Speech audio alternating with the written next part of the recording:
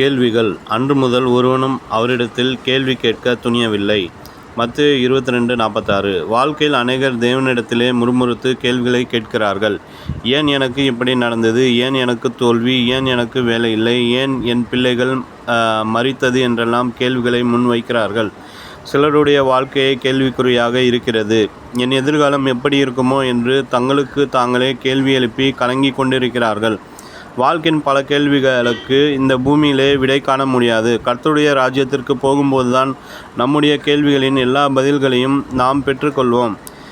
எம்.ஜே. Tax என்ற பக்தன் வேதத்திலுள்ள கேள்விகளை எல்லாம் எண்ண ஆரம்பித்தார். பழைய ஏற்பாட்டிலே 2272 கேள்விகளும் புதிய ஏற்பாட்டிலே 1022 கேள்விகளும் இருக்கிறதை கண்டுபிடித்து அத்தனை கேள்விகளையும் அவர் தயாரித்த டேக்ஸ் வேதாகமத்தில் எழுதி வைத்திருக்கிறார்.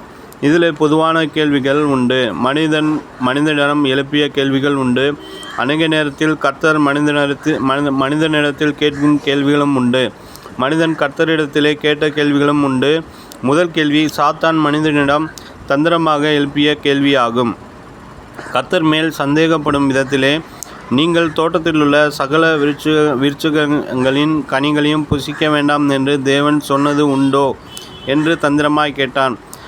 இன்று அநேகம் பேர் சோதிக்கும்படியான கேள்விகளோடு வருகிறார்கள். நாம் ஜாக்கிரதையாக இல்லாவிட்டால் அந்த கேள்வி நம்மை சோதனைக்குள்ளாக்கி முடிவில் வழி விலகி போகச் செய்துவிடும்.